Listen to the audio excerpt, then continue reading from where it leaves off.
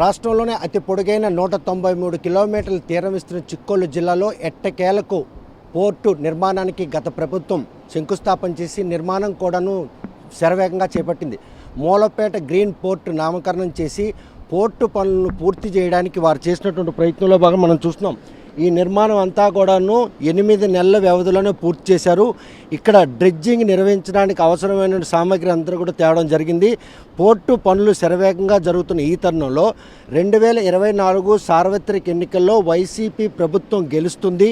ఈ పోర్టు భవిష్యత్తులో మాత్రం తలమానికంగా నిలిచే పోర్టుగా నిర్మించాలన్నటువంటి ఉద్దేశంతో వైసీపీ మాత్రం పూర్తి స్థాయిలో 4,500 కోట్ల రూపాయల వ్యయంతో 2,500 ఎకరాల్లో ఈ పోర్టు మాత్రం పూర్తిగా విస్తరించున్నారు.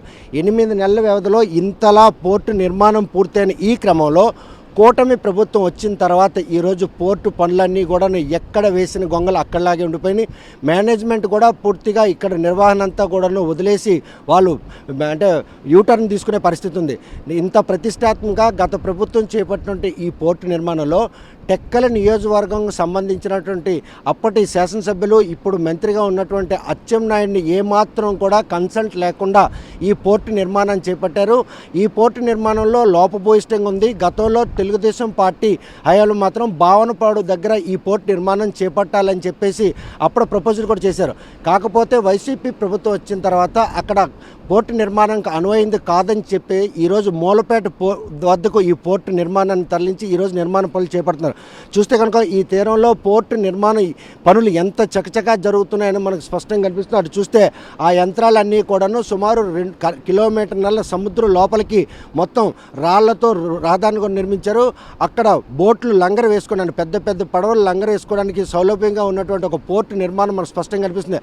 అక్కడ ఏదో పోర్టు కార్యకలాపాలు జరుగుతున్నాయని చూస్తున్నట్టు అవన్నీ కూడాను కేవలం నిర్మాణానికి తెచ్చిన యంత్రాలు అవన్నీ కూడాను ఈరోజు పూర్తిగా నిలిచిపోయే పరిస్థితి ఉంది. కూటమి ప్రభుత్వం వచ్చిన తర్వాత ఈ పోర్టు నిర్మాణం పూర్తి అవుతుందా లేదా, ఈ పోర్టు నిర్మాణం విషయంలో గతంలో భూసేకరణ అయితేనేమి ఆ నిధుల కేటాయింపులు అదేవిధంగా ఈ నిర్మాణానికి సంబంధించినటువంటి కాంట్రాక్ట్ వ్యవహారం అంతా కూడాను టెక్కలి నియోజకవర్గంలో ఉన్నటువంటి వైసీపీ లీడరు మాజీ ఎమ్మెల్సీ దువ్వాడ సీన్ నేతృత్వంలో ఇదంతా జరిగింది. సంతబొమ్మాలి మండలం అంటే టెక్కలి నియోజకవర్గంలో కోటబొమ్మాలి, సంతబొమ్మాలి, టెక్కలి, నందిగాం ఈ 4 మండలాలు కలిపి ఒక నియోజకవర్గం. అంటే అచ్చెన్నాయుడు అడ్డాలో గత 5 ఏళ్ళు కూడా ఆయనకి ఏమాత్రం సంప్రదించకుండా ఇన్ని వేలాది కోట్ల రూపాయలు చేసినటువంటి పోర్టు నిర్మాణంలో ఆయన్ని కనీసం సంప్రదించే పరిస్థితి ఇటు అధికారులు కానీ పార్టీ పరంగా పార్టీ నిర్వాహకులు కానీ ఎవరు కూడాను ఈరోజు ఆ పరిస్థితి చేయలేదు. ఈరోజు కూటమి ప్రభుత్వం అధికారంలోకి వచ్చిన తర్వాత ఈ పోర్టు నిర్మాణం నిలిచిపోవడం మాత్రం ఈ పరిసర ప్రాంత ప్రజలందరూ కూడాను భయాందోళన చెందుతున్నారు. ఎందుకంటే 2,500 ఎకరాల్లో చూస్తే కనుక 2 గ్రామాలు మూలపేట ఒకటి విష్ణుచక్ర ఈ 2 గ్రామాలు పూర్తిగా నిర్వాసితుల కోసం ఎక్వైర్ చేశారు.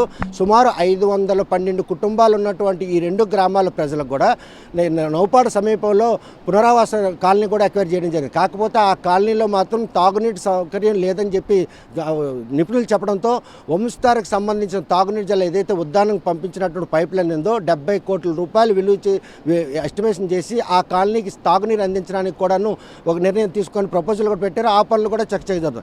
ఇటువంటి తరుణంలో ప్రతిష్టాత్మకంగా నిర్మిస్తున్న మూలపేట గ్రీన్ పోర్టు విషయంలో మాత్రం కూటమి ప్రభుత్వం వచ్చిన తర్వాత ఈరోజు పోర్టు నిర్మాణం జరుగుతుందా లేదన్న ఒక అనిశ్చితి మాత్రం నిలిచిపోయినటువంటి ఈ పనులు అద్దం పడుతున్నాయి.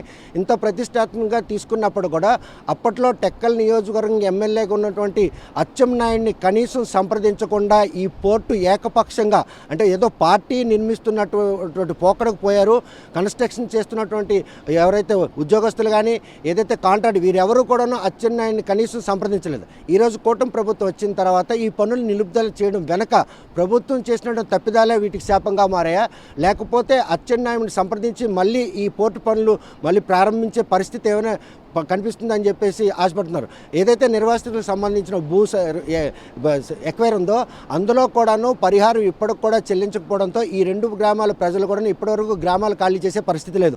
ఇంతలా పోర్టు నిర్మాణానికి ప్రాధాన్యత ఇస్తున్నటువంటి అప్పటి నిర్వాహకులు అటు నిర్వాసితులు 2 గ్రామాలు పూర్తిగా ఖాళీ చేసినా కూడా ఆ గ్రామస్తులు ఎందుకు పునరావాస కాలనీ నిర్మించి వారికి రావాల్సినటువంటి బాకీలు ఏవైతే ఉన్నాయో చెల్లాల్సింది 2013 సేకరణ చట్టం అమలు చేయాల్సి ఉన్నా కూడా కేవలం ఎకరాకి 25 లక్షల రూపాయలు పరిహారం చెల్లించడంతో వారందరూ కూడా తీవ్రంగా మండిపడుతున్నారు. ఈ తరుణంలో కూటమి ప్రభుత్వం రావడం, ఈరోజు పోర్టు పనులు నిలిచిపోవడం, వాళ్ళు నిర్వాసితులుగా గుర్తించిన వాళ్ళ తాలూకు భూములన్నీ కూడా పోర్టు నిర్వాహకులు ఇప్పటికే స్వాధీనం చేసుకొని అక్కడ మాత్రం చెరువులు తవ్వి ఈరోజు ఆ పొలాలన్నీ కూడా సేద్యానికి అనువు లేని పరిస్థితి. అంటే భూములు పోగొట్టుకున్న వారికి పోర్టు నిర్మాణం పని పూర్తి కాక స్థానికంగా ఉన్న వాళ్ళకు ఉపాధి కల్పించక ఇటువంటి సవాలక్ష సమస్యలతో సతమై ఏకపక్షంగా గత ప్రభుత్వం చేసినటువంటి ఈ తప్పిదాలన్నీ కూడాను ఆ 2 గ్రామాల ప్రజలకు కూడాను ఈరోజు శాపంగా మారాయి. కూటమి ప్రభుత్వం వచ్చిన తర్వాత ఈ పోర్టు పనులు ఇలా అర్ధాంతంగా నిలపడం మాత్రం ఆ 2 గ్రామాల ప్రజల్లో మాత్రం ఈరోజు ఆందోళన నెలకొంది. ఎందుకంటే వ్యవసాయ సేద్యం చేసుకున్న పొలాలన్నీ కూడా ఆక్రమించుకున్నారు. అవన్నీ కూడా రహదారుల నిర్మాణానికి వారికి అవసరమైనటువంటి కార్యకలాపాలకి కప్పేసి అవి సేద్యానికి పని కాకుండా కూడాను పూర్తిగా ఉపాధి అయినటువంటి పరిస్థితి ఆ 2 నిర్వాసితుల గ్రామాలకు ఉంది. ఓవైపు పోర్టు పనులు నిలుపుదల చేశారు, నిర్వాసితులకు పునరావాసం కల్పించలేదు, ఇవ్వాల్సినటువంటి పరిహారం ఇంకా చెల్లించలేదు. ఇటువంటి సమస్యలతో సతమవుతున్న ఆ నిర్వాసితులకి ఎవరు సమాధానం చెప్తారు? కేవలం పోర్టు నిర్మాణానికే ఉచిత చూపారు తప్ప వారికి మాత్రం ఈరోజు వారి సమస్యలు పట్టించుకోలేదు. వారికి పునరావాసం కల్పించే పరిస్థితి కూడా లేనటువంటి పరిణామాలు మనకు స్పష్టంగా కనిపిస్తున్నాయి. ఈ పోర్టు నిర్మాణంలో గత ప్రభుత్వం ఏకపక్ష ధోరణి ఈరోజు ఈ పోర్టు నిర్మాణం పనులు నిలిచిపోవడానికి ఒక ప్రధాన కారణంగా చెప్పుకోవచ్చు. ఈరోజు కూటమి ప్రభుత్వం వచ్చిన తర్వాత 4,500 కోట్ల రూపాయలతో 2,500 ఎకరాల్లో నిర్మిస్తున్నటువంటి ఈ పోర్టు పనులు ముందుకు నడిచే పరిస్థితి ఉందా లేదా అన్నటువంటి అనుమానాలు తలెత్తున్నటువంటి ఇటువంటి తరుణంలో గత ప్రభుత్వాలు అంటే టీడీపీ 14 నుండి 19 5 మాత్రం భావనపాడు దగ్గర నిర్మించాల్సిన పోర్టుని మూలపేటకు మార్చినప్పుడు కూడా కనీసం వారికి సంప్రదించలేదు. ఇక్కడ నిర్మించిన విషయంలో కూడా స్థానిక శాసనసభ్యులు సంప్రదించకపోవడం కూడా పెద్ద తప్పిదంగా భావించవచ్చు. ఈ పోర్టు నిర్మాణాన్ని ప్రతిష్టంగా చేపట్టి 2024 సార్వత్రిక ఎన్నికల్లో వైసీపీ ప్రభుత్వం మళ్ళీ అధికారంలోకి వస్తుంది, తమకు ఎటువంటి అడ్డు ఆటంకం లేకుండా ఈ పోర్టు నిర్మాణం చేపడతామని చెప్పేసి ఒక దృఢమైన నిశ్చయంతో ఉన్న వారికి మాత్రం ప్రజలు ఈరోజు ప్రతిపక్ష హోదా కూడా లేకుండా పూర్తిగా భూస్థాపితం చేసే పరిస్థితి. ఇటువంటి తరుణంలో ఇంతలా ఇన్ని వేల కోట్ల రూపాయలు నిర్మిస్తున్నటువంటి ఈ మూలపేట గ్రీన్ పోర్టు నిర్మాణం పనులు ముందుకు సాగుతాయా లేదా? మరోవైపు నిర్వాసితులు 512 కుటుంబాలు ఈరోజు నిర్వాసితులయ్యారు. వారి భూములన్నీ కూడా స్వాధీనం చేసుకున్నారు. వారికి సేద్యం చేసుకున్న పొలాలు లేవు, అదేవిధంగా ఉపాధి కల్పన కూడా లేదు. మరోవైపు ఏదైతే ఈ పోర్టు పనుల్లో గతంలో మాత్రం కాంట్రాక్టులన్నీ కూడాను దువ్వాడ శ్రీనివాసరావు కనుసైకిల్లో సాగేవి. అక్కడ కూడాను స్థానికులు కూడా పార్టీలకు విడిపోయి ఈరోజు స్థానికులు కొంతమందికి ఉపాధి కలిగింది, కాంట్రాక్టులు కూడా తమ ఇష్టం వచ్చిన వారికి ఇచ్చుకోవడం జరిగింది. ఇటువంటి పరిణామాల నేపథ్యంలో ఈరోజు మూలపేట గ్రీన్ పోర్టు నిర్మాణాన్ని మాత్రం 1,00,000 సమస్యలు అధిగమించి దాటితే కానీ ఈ నిర్మాణం ముందు జరిగే పరిస్థితి లేదు. ప్రస్తుతం మాత్రం పోర్టు పనులన్నీ కూడా నిలుపుదల చేసి యాజమాన్యం మాత్రం వెనుదిరిగింది. మరి ఈ ప్రభుత్వం ఈ నిర్మిస్తున్నటువంటి ఈ పోర్టు నిర్మాణం విషయంలో గతంలో జరిగిన తప్పిదాలన్నింటినీ కూడా నివృత్తి చేసి పోర్టు నిర్మాణం పనులు ముందుకు తీసుకెళ్లే విధంగా చర్యలు చేపడుతుందా లేదా? శ్రీకాకుళం జిల్లాకి ఎట్టకేలకు ఇంత పొడుగు తీరున్నా కూడాను కనీసం ఒక పోర్టు లేనటువంటి పరిస్థితి.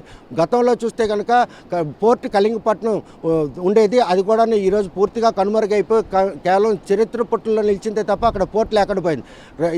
దశాబ్దాల కాలం తర్వాత ఈరోజు సుమారు 70 ఏళ్ళ తర్వాత ఈరోజు మూలపేట వద్ద యుద్ధ ప్రాతిపదికన 8 నెలల వ్యవధిలో ఇంతలా పోర్టు నిర్మాణం చేపడుతుంది. ఈ తరుణంలో ప్రభుత్వం మారడం, కూటమి ప్రభుత్వం రావడం ఈ పోర్టు పాలన మాత్రం శాపంగా మారిందని చెప్పుకోవచ్చు. మరి ఈ హడిల్స్ అన్నింటిని కూడా అతిక్రమించి ఈ పోర్టు నిర్మాణానికి కూటమి ప్రభుత్వం నడుము బిగిస్తుందా, లేకపోతే ఏదైతే గత ప్రభుత్వం చేసిన తప్పిదాలు ఉన్నాయో వాటన్నింటినీ పరిగణనలు తీసుకొని ఇక్కడ నుండి పోర్టు మళ్ళీ భావనపాడు వైపు మారుస్తారా లేదన్న విషయం వేచి చూడాల్సిందే. మూలపేట గ్రీన్ పోర్ట్ నుండి వీడియో జర్నలిస్ట్ రామకృష్ణతో సత్యం, RTV శ్రీకాకుళం. మరిన్ని వీడియోస్ కోసం ఛానల్ ని సబ్స్క్రైబ్ చేయండి, లేటెస్ట్ అప్డేట్స్ కోసం వాట్సాప్ ఛానల్ ని ఫాలో చేయండి అండ్ లింక్ డిస్క్రిప్షన్ లో ఉంది.